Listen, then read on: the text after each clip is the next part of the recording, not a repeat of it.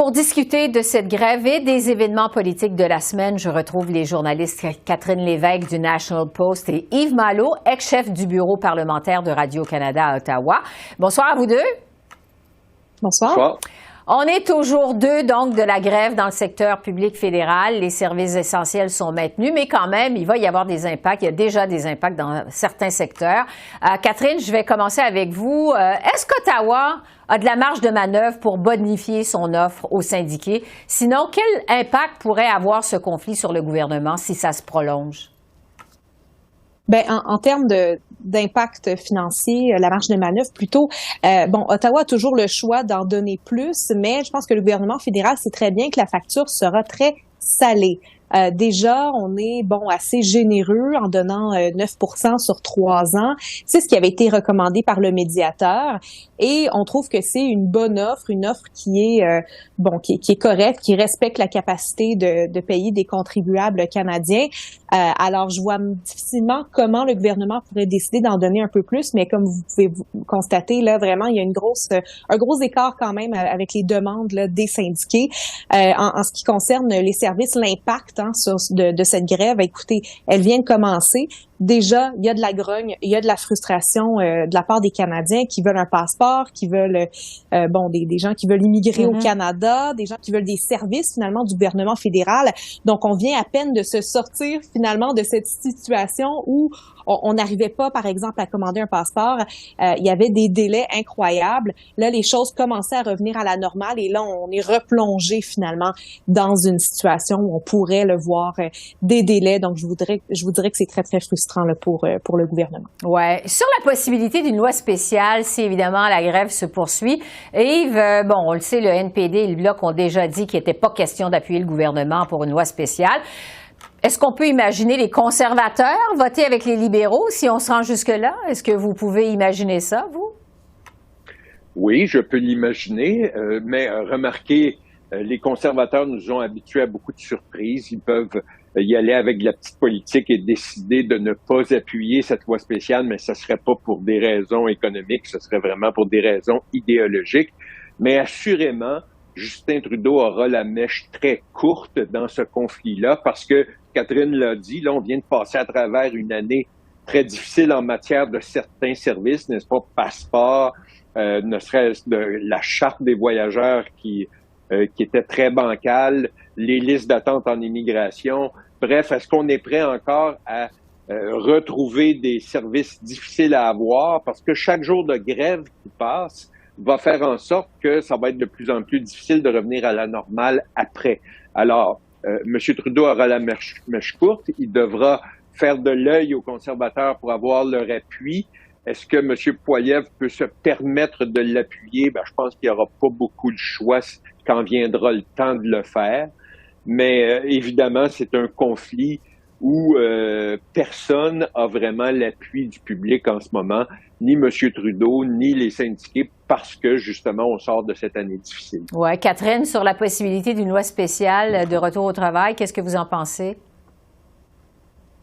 Je pense que ça va être justement, les libéraux vont devoir se trouver un nouveau partenaire de danse en la personne de Pierre Poilievre. C'est quand même assez drôle quand on constate le ton des débats cette semaine, les insultes qui ont été lancées d'une part et d'autre. Mais voilà, je pense que vraiment là, si jamais on en vient à une loi spéciale, là, c'est pas encore fait, mais décidément, Justin Trudeau ne pourra pas compter sur l'appui là, de Job Meeting. C'est un non catégorique. Ouais. Même chose pour Yves-François Blanchet, là, pour le Bloc québécois. Là, il n'est pas question pour eux d'appuyer une telle loi. D'ailleurs, c'était un peu le même scénario là, lors de la loi spéciale dans le port de Montréal. Là. C'était la même chose, finalement. Les conservateurs d'Erin O'Toole, à l'époque, avaient appuyé les libéraux. Donc, on pourrait revoir là, ce même scénario-là. Sur un autre dossier, maintenant, on a appris hier dans un document qui a fait l'objet d'une fuite que Justin Trudeau aurait déclaré en privé à l'OTAN que le Canada n'atteindrait jamais les objectifs de l'Alliance en matière de dépenses militaires, c'est-à-dire le fameux 2% de son PIB. Yves, quels pourraient être les impacts de cette révélation pour Justin Trudeau au Canada, mais aussi à l'international? Je dirais minime. Parce que le Canada peut pas perdre une réputation qu'il n'a plus, parce que on le sait, en matière de de dépenses militaires, le Canada n'est pas de taille sur la scène internationale et c'est correct ainsi parce que est-ce que les forces armées sont mal équipées et sous-financées? Tout le monde s'accorde pour dire que oui, mais est-ce que on veut devenir une puissance militaire? Ça m'étonnerait. Et on sait que pour atteindre le fameux 2% souhaité par l'OTAN, le 2% du PIB en dépenses militaires, il faudrait que le Canada investisse des sommes colossales et l'acceptabilité sociale au Canada n'est pas là pour aller aussi loin. Je disais pas plus tard qu'aujourd'hui qu'il fallait que le Canada investisse jusqu'à 75 milliards de dollars de plus sur 5 ans pour atteindre ces niveaux-là. Est-ce qu'on veut aller là au Canada? Ça m'étonnerait énormément. Pour ce qui est de la réputation internationale, ça fait belle lurette qu'elle est perdue. Oui. Catherine, rapidement, parce qu'il faut aller un peu plus vite, ça arrive évidemment, ces révélations-là, alors qu'il y a 60 personnalités qui ont publié une lettre cette semaine pour presser Ottawa d'en faire plus en matière de défense. Alors, qu'est-ce que vous en pensez? Oui, ben il y a l'international, mais au niveau domestique aussi, il y a beaucoup de pression là, finalement pour en faire plus. Je pense qu'il y a beaucoup de personnes qui ont été vraiment déçues du dernier budget là, en voyant qu'il n'y avait pas d'investissement massif dans les forces armées canadiennes. Alors vraiment là, on manque de ressources humaines, mais on manque aussi de matériel. En bon québécois, ça fait dur là finalement. Donc il faudrait en faire plus, mais Yves a raison, ça va coûter là, excessivement cher. C'est des milliards et des milliards de dollars pour en arriver aux 2%. Donc, en attendant, là, et que Chrystia Freeland l'a bien dit aujourd'hui, là, on se concentre sur ce qu'on peut faire. On aide l'Ukraine, on donne de l'argent, mais il y a pas grand-chose d'autre qu'on peut faire actuellement. Sur l'autre dossier chaud de la semaine, évidemment, c'est le voyage de Justin Trudeau en Jamaïque avec sa famille. Le commissaire à l'éthique avait donné le go à ce voyage. Le premier ministre se défend en disant que les liens entre les deux familles, la famille Trudeau et la famille Haute en Jamaïque, ça remonte à plus de 50 ans. Radio-Canada a révélé qu'il y avait plusieurs objections par rapport à ce voyage au sein même du premier ministre, du bureau du premier ministre Trudeau. Yves, à quel point cette affaire, c'est dommageable pour Justin Trudeau, vous pensez? Ça l'est pour une raison très simple, c'est qu'on dirait que dans ce bureau-là, dans l'entourage de Justin Trudeau, personne ne se pose jamais la question comment le Canadien, la Canadienne de la classe moyenne va percevoir cette vie au-dessus de la mêlée, n'est-ce pas, ces privilèges que M. Trudeau s'accorde en toute légalité, là, mais je crois que c'est excessivement mal perçu. On a l'impression qu'ils ne réfléchissent pas aux conséquences de leurs gestes. Ça me fait penser à peu près au même sujet là, de la belle-sœur de Dominique Leblanc, là, Martine Richard, qui était commissaire intérimaire au conflit d'intérêts. Comment ça se fait que personne, quelque part dans la machine, n'a pas pensé que ça n'avait pas de bon sens? Et ça me renverse. Ça me fait penser que M. Trudeau est fort mal conseillé parce que il ne cesse de répéter les mêmes bourdes tout le temps depuis 2015. Voilà. Catherine, est-ce que cette nouvelle histoire, Yves le dit, ça s'ajoute à d'autres, ça cause de la grogne au sein du caucus libéral? Qu'est-ce qu'on sait là-dessus?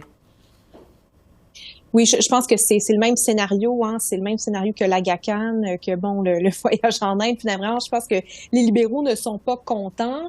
Ça s'ajoute en plus là, à toutes ces allégations d'ingérence chinoise. Donc vraiment, ça s'accumule. Je pense que vraiment et on a vu là en période de questions là, finalement le visage des libéraux là qui ne semblaient pas vraiment appuyer leur chef, qui semblaient un peu désespérés finalement là, de voir leur chef si mal se défendre face aux attaques de Pierre Poilievre. Donc vraiment, là, j'ai l'impression qu'il y a de la grogne. Certainement, il y avait de la grogne au bureau du premier ministre. Et puis, je pense que maintenant, on espère voir des changements là, dans l'entourage de Justin Trudeau parce qu'effectivement, il est très mal conseillé et il fait les mêmes erreurs. Oui. Il nous reste quelques secondes. Je veux terminer avec vous sur la scène politique provinciale. C'est tout un volte-face du gouvernement de François Legault qui revient finalement sur son engagement de construire un troisième lien autoroutier entre Québec et Lévis. C'était une promesse phare de François Legault lors de la toute dernière campagne électorale. Le gouvernement, bon, on le sait, opte plutôt pour un tunnel réservé au transport en commun. Yves, en quelques secondes, comment vous expliquez ce revirement un peu plus de 6 mois après les élections? Ben, il n'y a rien qui tenait la route dans ce projet-là, d'une part, et il n'y aurait jamais eu l'appui du gouvernement fédéral pour aider à financer. Alors, il fallait crever l'abcès tout de suite, en début de mandat, ce qui a été fait. Est-ce que le gouvernement Legault a l'air fou? Oui, mais ça ne durera pas. Et les conséquences à long terme vont s'effacer assez rapidement. Là, peut-être 1 ou 2 députés du Québec qui va en payer le prix, mais peut-être pas au point de perdre son siège. Catherine et Yves, merci beaucoup. Ça fait le tour des sujets cette semaine. Merci. Au revoir.